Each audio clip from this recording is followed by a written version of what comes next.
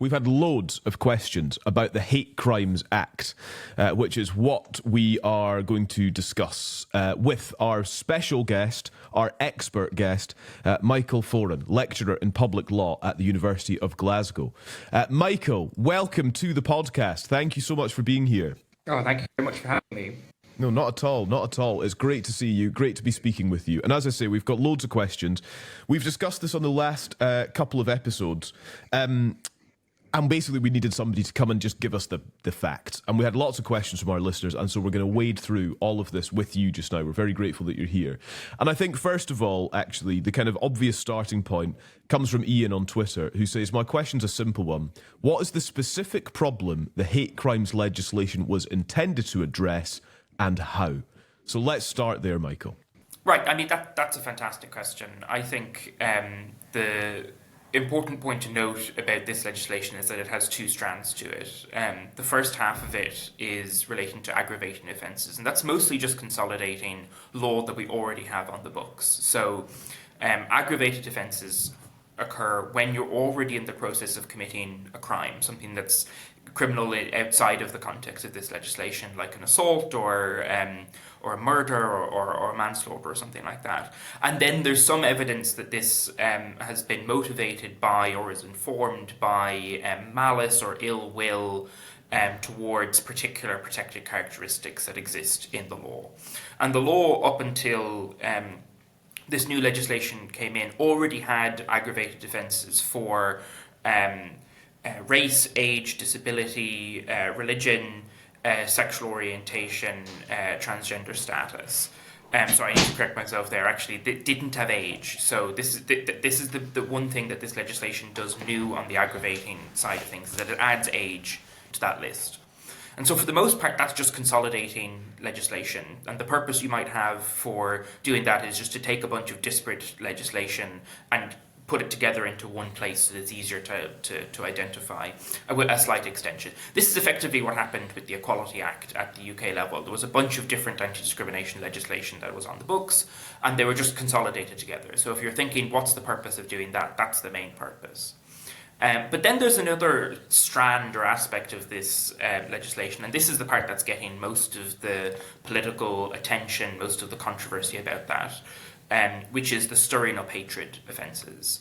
And these are virtually all new offences. There has been an offence of stirring up racial hatred on the books in the UK since the 1960s.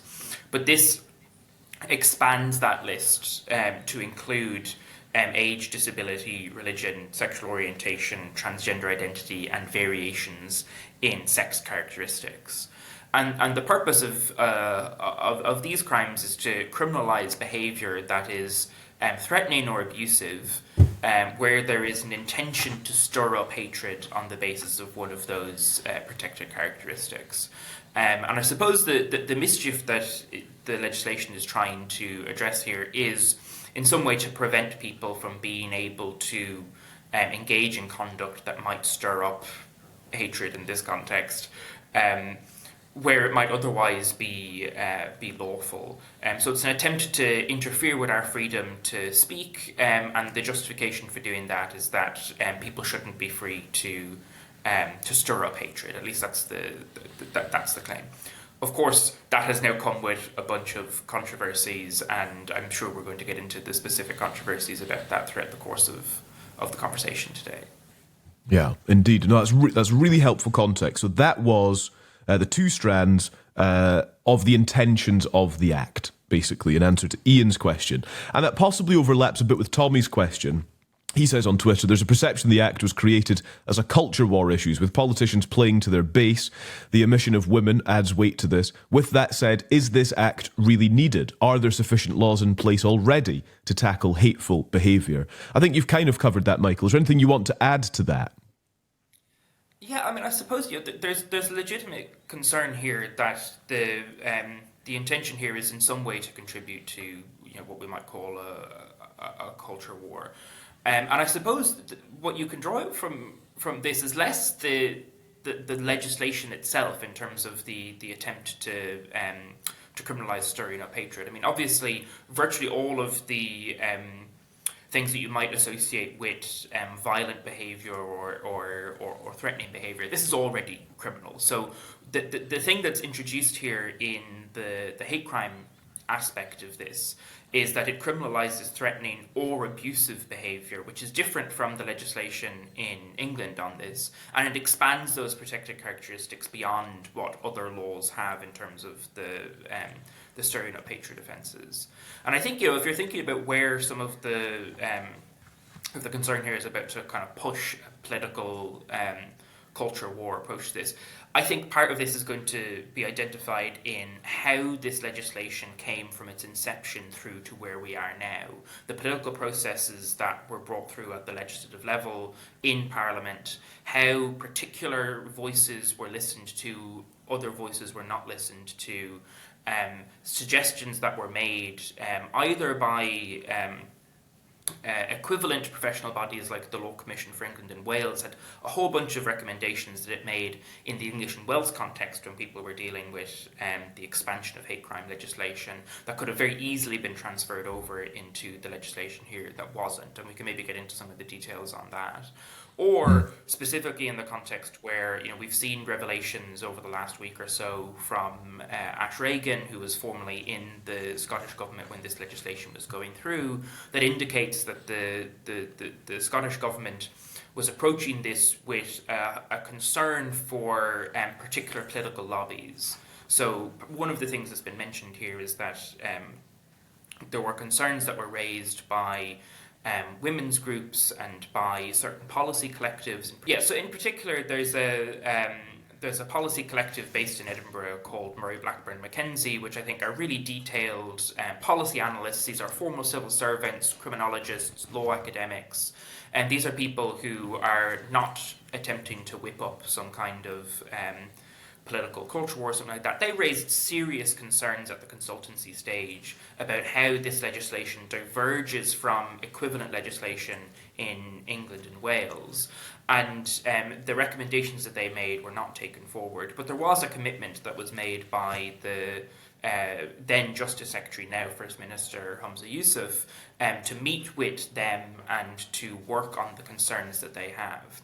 And Ash Regan has revealed over the course of the last week that the one and only meeting that the Scottish Government had on the Hate Crime Act after it came into force was a discussion where they decided not to go ahead with that meeting, and when they decided specifically not to include guidance relating to how this legislation interacts with freedom of expression in the context of a very politically charged debate right now, the relationship between trans rights and women's rights. And the reason they did that was twofold, according to Ash Regan anyway.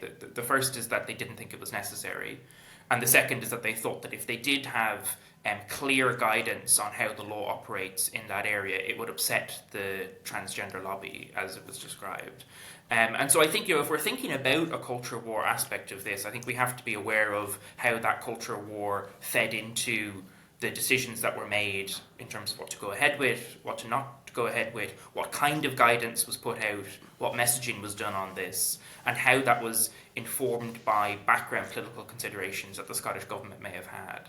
And so I think that's really relevant. That is relevant for determining, how this legislation currently looks, how the messaging around the legislation operated, and why there's so much fear and concern about the scope and extent of this legislation from people who are opposed to some of the Scottish Government's policies on this.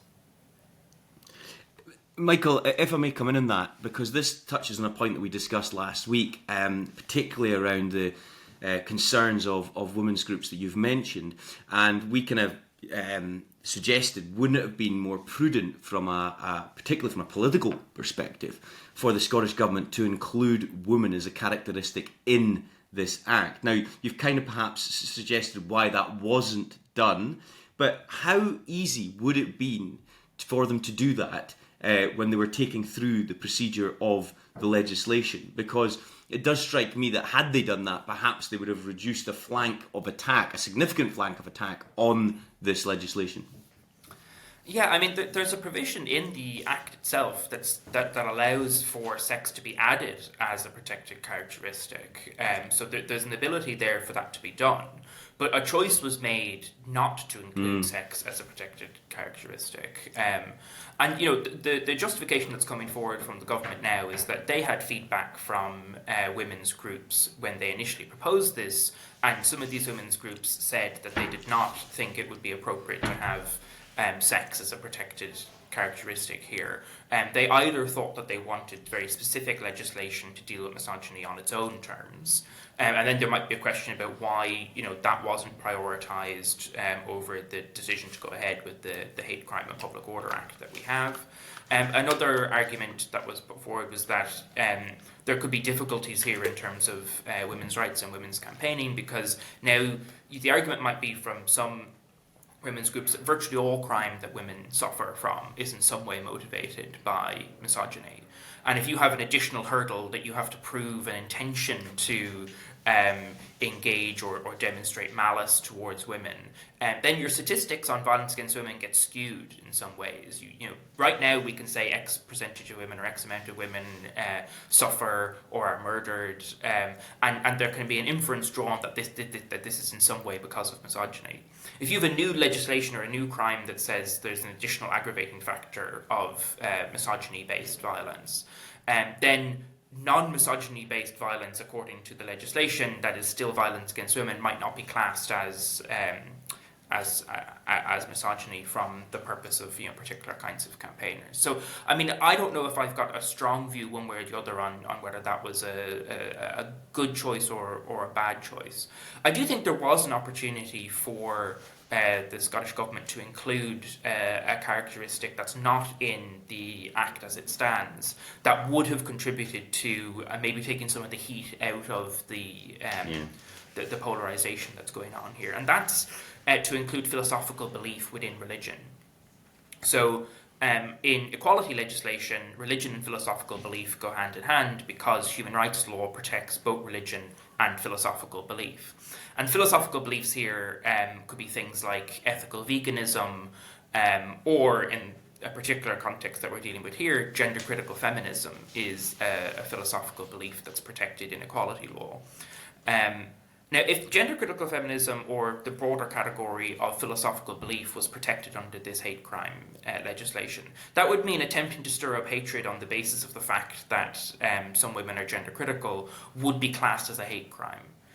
So I don't know if people have seen, but there's an awful lot of stories that tend to hit the news of particularly rallies where women are speaking about women's rights issues, and counter-protesters have posters or signs or chant slogans to the effect of calling for violence against these women.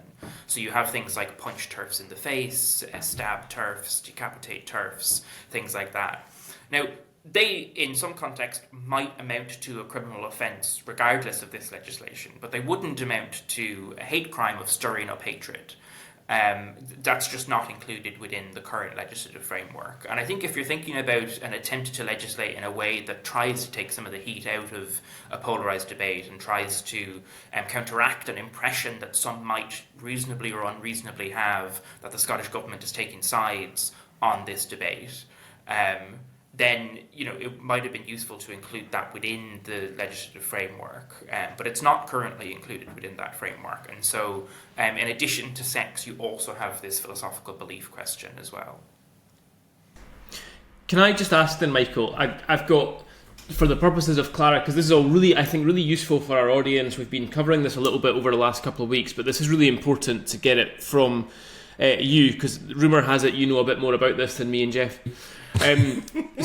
Which is not difficult, by the way. So I've got three quick questions to add to the clarification. So the first one is, where do non-crime hate incidents fit into this? Because a lot of this happened a couple of weeks ago. You'll remember the Murdo Fraser incident, and either accidentally, which will be the case in some cases, or deliberately, which will also be the case in some cases, these two things were conflated. Do non-crime hate incidents have any relationship at all to this act? Formally, on the face of it, no. non-crime hate instances is a recording policy that Police Scotland have in place, and that the police force in England and Wales had in place as well, until there was a legal challenge to the recording of non-crime hate instances as against individual people in England and Wales, where a court determined that that was a breach of human rights to freedom of expression because it would result in a chilling effect. So as a result of that, the police force in England and Wales changed their policy, where they still record non-crime hate instances, but they don't record them against identified individuals anymore.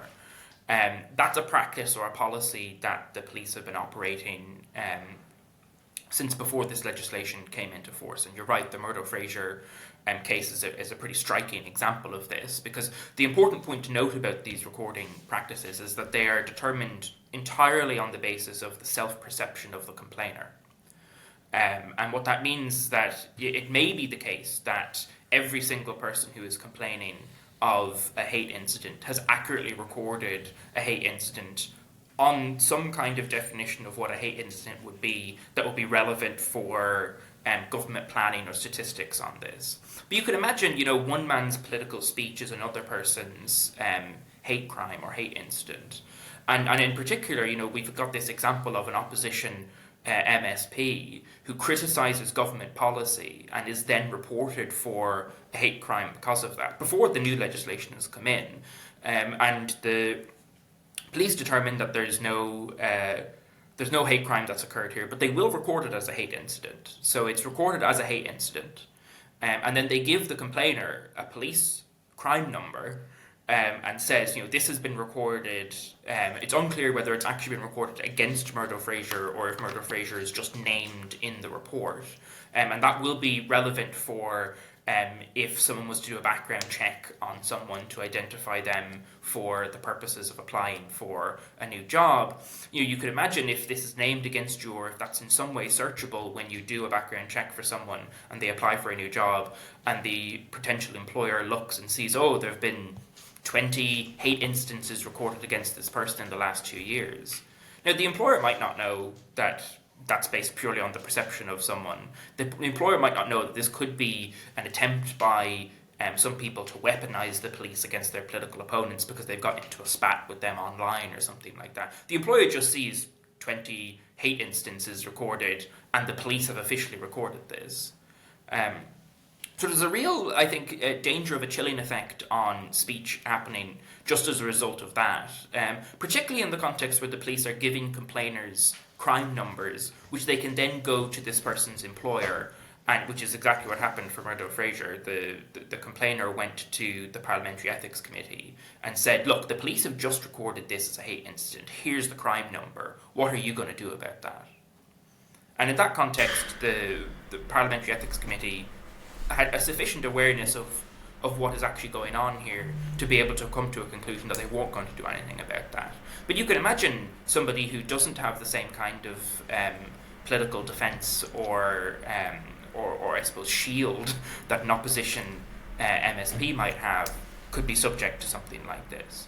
And I suppose the important point to note here is that although on the face of it these non-crime hate instances are different from this legislation, they are the background context into which this legislation is being introduced. A febrile political debate where we have seen examples of people using the police as a weapon against their political opponents online, and recording and reporting these instances. And then police practice is, if you say a hate incident occurred, even if we determine that no crime has occurred, we will record it as a hate incident. So I'd be very interested to know, over the course of the last week, we've had over 8,000 reports or complaints of hate crimes. Now, even if every last one of those resulted in a determination by the police that no crime has been committed, does that mean we've now had 8,000 recordings of non-crime hate instances as against those people that have been complained? That we don't know.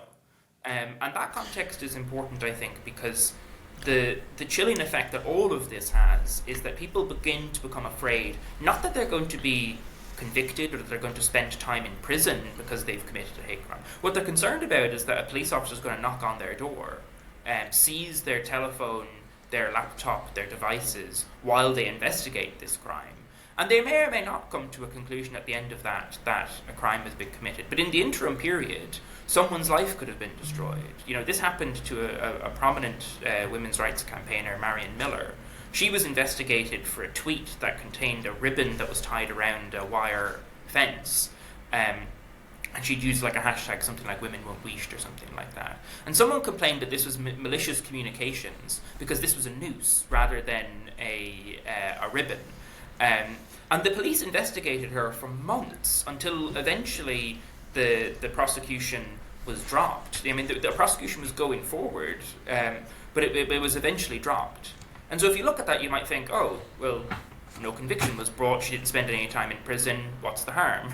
But you could imagine being on the receiving end of that you feel like the process has been the punishment here. And I think you have to take into account that context when you're thinking about this new legislation. I think that's right. That's again a really useful clarification, because I think that I remain of the view, and I'm even more so of the view after that clarification by Michael. I think that in the months and years to come, we may not find that the Hate Crimes Act is as big an inhibitor of freedom of expression as we think it might be at the moment. That actually might dissipate. I think the bigger issue here is the recording of non-crime hate incidents. I think it's bigger. I think it's bigger than the Act because of exactly what Mike, talking about being on people's records, job interviews, that sort of thing. How do nobody in this call here right now, none of us know we don't have a non-crime hate incident recorded against us for things that we said in this podcast. Or you've definitely got a few, Andy.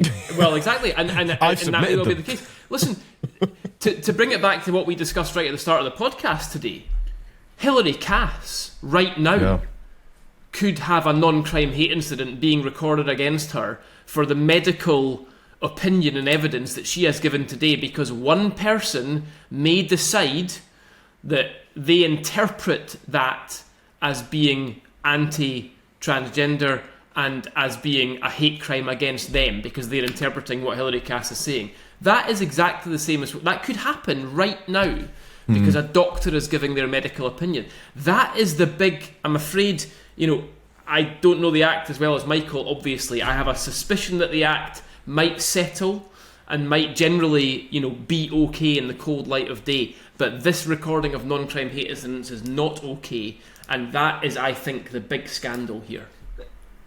If I may come in on this point, though, Andy, I tend to agree with your analysis. I think when we first found out about the Murdo Fraser thing, I think we're all like, hold on a second, what's going on here? But at that point you made at the end there, I think this thing will settle and it'll be okay. I tend to agree with that. But does that not beg the question?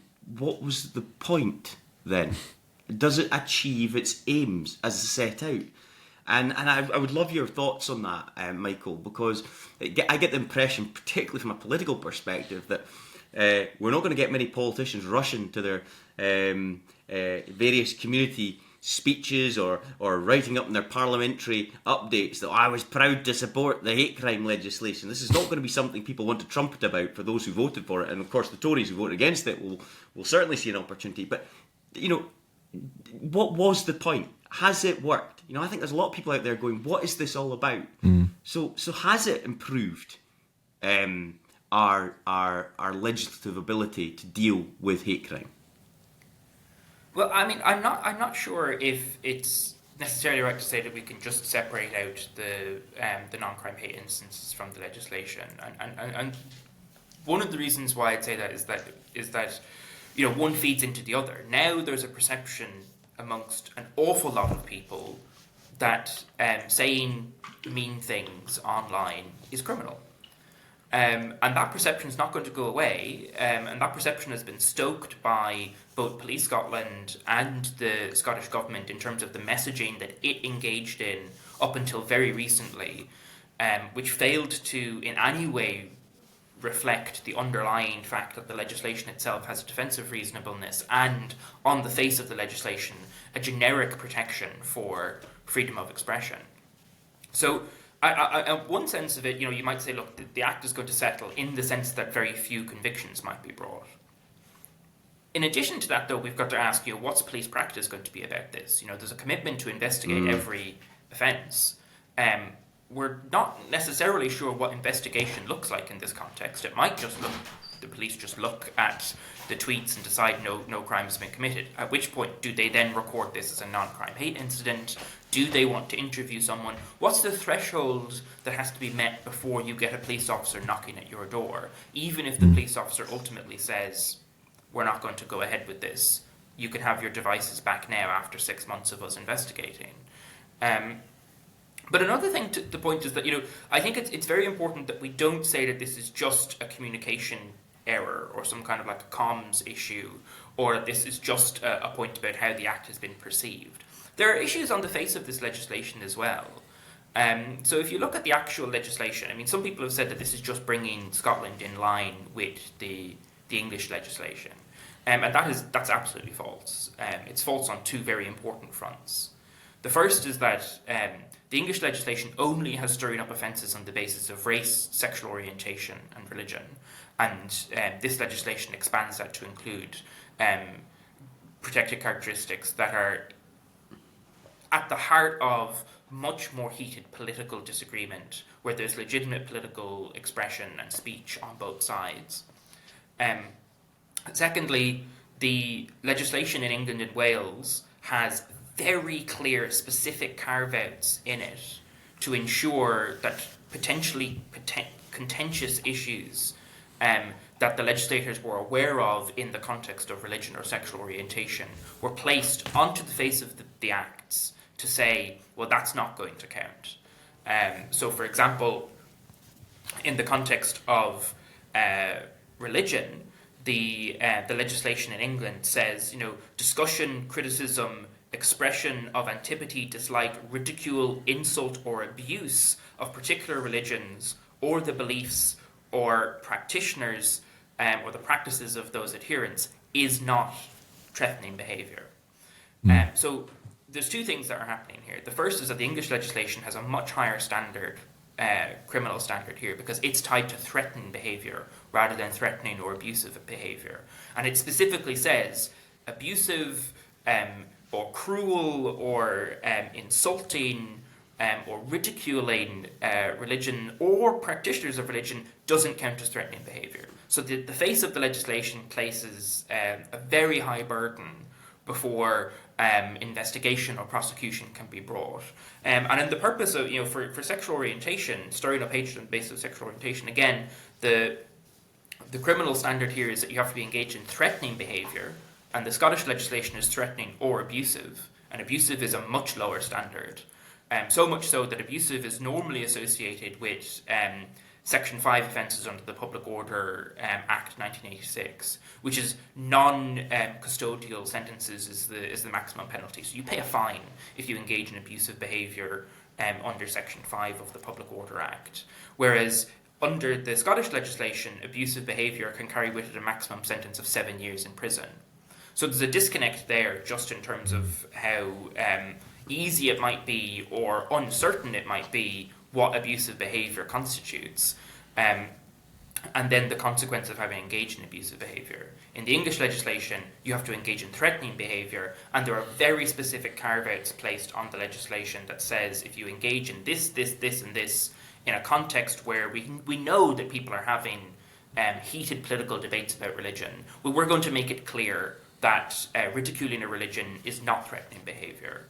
In the Scottish legislation, you have a lower standard, you have abusive or threatening, and you don't have specific carve-outs that address the background political context that we're in, and where we're aware that there might be specific debates around freedom of expression in the context of the interaction between women's rights and trans rights. And so what we have now is legislation that has a generic freedom of expression protection, but not specific carve-outs. And that goes against the recommendation that was made by the Law Commission for England and Wales, where when it was thinking about the expansion of hate crime legislation, it specifically said, in the context of transgender identity, there needs to be a carve-out that makes it clear that the expression of legally protected beliefs in relation to gender-critical feminism, which are protected both at the level of human rights law and at the level of equality law. There needs to be a carve-out that says expressing those views is not threatening or abusive. And the problem that we have is that the Law Commission for England and Wales said if you don't have that specific carve out, there's a danger that this legislation will be in violation of human rights law because it will constitute to a chilling effect that will ensure that people do not feel comfortable voicing their political views, exercising their right to freedom of expression, for fear that a police officer might turn up at their door. So that was the recommendation from England and Wales. That was before this legislation was coming through in Scotland. And in fact, when the legislation was coming through in Scotland, there were several amendments that were made, or that were proposed to be made, that would include some kind of carve-out that made it clear that the expression of gender-critical views in the context of transgender identity will not be threatening or abusive. One of them was proposed by the government, by Humza Yousaf, the then Justice Secretary, and was then pulled because of backlash from what we might describe as the transgender lobby. And this backlash was so severe that Adam Tompkins, the MSP who was in charge of the Justice Committee at the time, said that he felt a little bit afraid. So this backlash resulted in a member of the Scottish Parliament feeling fear, the Justice Secretary pulling the amendment that would have ensured some kind of clarity on the face of the Act that legitimate political speech here would be protected, apologising for having done so because of the disrespect that he felt that it showed towards the transgender community. And then decisions made by the Scottish Government not to clarify in their own guidance, so not on the face of the Act, but in government guidance about what real-world scenarios might occur. There was a choice that could have been made at that point to say, okay, it's not on the face of the Act, we have a generic freedom of expression protection, but we can issue guidance that says, for example, misgendering is not going to be a hate crime. And there was a choice not to do that, an active choice made by the Scottish Government not to include those examples for fear that it would upset what Ash Regan described as the transgender lobby. So now we've got into a space where people are just not clear. They weren't sure about whether something like misgendering would constitute a hate crime. And there was ample opportunity for the Scottish Government, either in the legislation or in guidance, to make that clear, and it chose not to do so. Michael, it is such helpful clarity, and that is what we committed to giving on this episode of the podcast. So thank you very much. Thank you for just delivering information. It's exactly what we needed. Just as a very final and brief question for you. In the Times today, we read Lord Hope of Craighead, one of Scotland's most senior legal figures, is how the Times describes him. He was Lord Justice General. He was the most senior judge in Scotland. He served as Deputy President of the Supreme Court of the UK. He thinks that the hate crime law should be withdrawn. He described it as unworkable, accusing the politicians behind it of indulging in gesture politics. This is all in the Times today. Should it be withdrawn? Would that be the right thing to do at this point, in your view? Yeah, I mean, Lord Hope is one of the most eminent judges and legal minds that we have in the UK alive at the moment. My view on those comments, just as an aside potentially, is that I'm not sure if it's particularly appropriate for sitting or former judges, Supreme Court judges, to be opining at that level of granular detail in terms of recommendations for legislation. Lord Hope is not the only judge to have done this. Lord Sumption is another who did this in the context of COVID regulations. I think there's potentially a bit of comity that we would expect between different branches of state on that. But if we just deal specifically with the question of should this be withdrawn, as it stands, it's really, really unclear, both on the face of the legislation and in terms of police practice, how this is going to be enforced going forward. That's something we really need to have some sense of. I think there's a real danger that the background context that we've dealt with already is such that one of the points that Lord Hope was making here was that you can't just expect the general public to have a detailed, advanced legal knowledge of legislation before they make a complaint.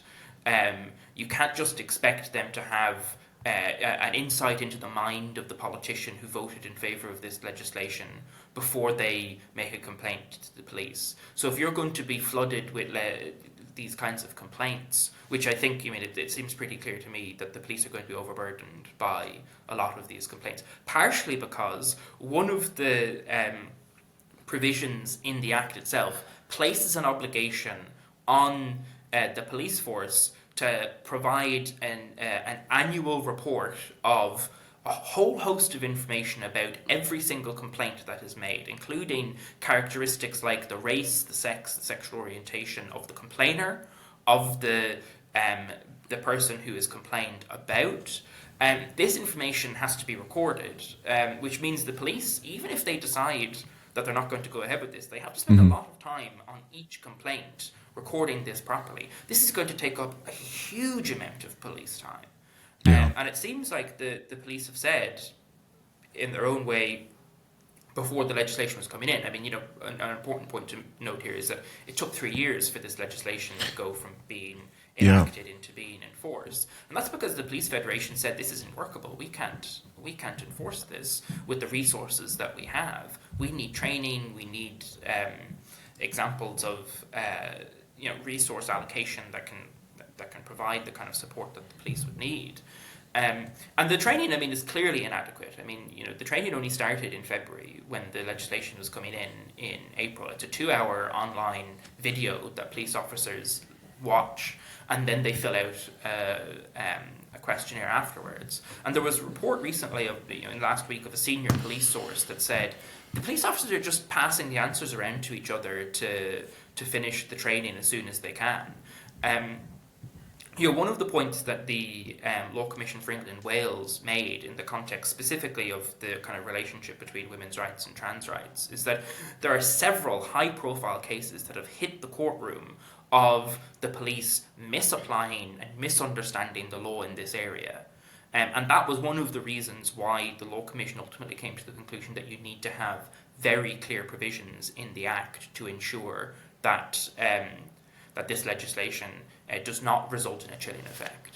There was a few years ago in England, there was a case called Scottow, which is a woman who on social media tweeted about a trans woman and described the trans woman as a pig in a wig, which is obviously insulting and offensive description. But she was prosecuted and convicted, and until the conviction was overturned on appeal, this woman who was expressed in very forceful terms, quite insulting things, but ultimately was engaging in freedom of expression as protected under her Article 10 convention rights, the European Convention of Human Rights, the right to freedom of expression. And when the conviction was ultimately overturned, the police were criticised for their approach to both prosecuting and ultimately then the decision to convict for failure to take into account this right to freedom of expression. So if we look at all of that, I think there is a real danger here that the police are not adequately trained on this, that the communication that has come from the government and from the police has been emphasising to a whole bunch of people that if their feelings are hurt by something that was said online and they think it relates to one of these characteristics, they should report it as a crime. The police then have to investigate that. And there are concerns here about what happens when the police choose to investigate. Are they going to seize people's phones or their tablets for months at a time? There's a whole host of issues with this legislation, and it didn't have to be like this. The English legislation is working relatively well, and this is not happening here. There were choices that were made throughout this entire process that resulted in us being exactly where we are. Thank you so much for watching. Press subscribe and you'll get all the best videos offering insight on Scottish politics delivered straight to your feed. Press subscribe and stick around. And if you'd like to hear our conversations in full, open up your podcast app and search for Holyrood Sources.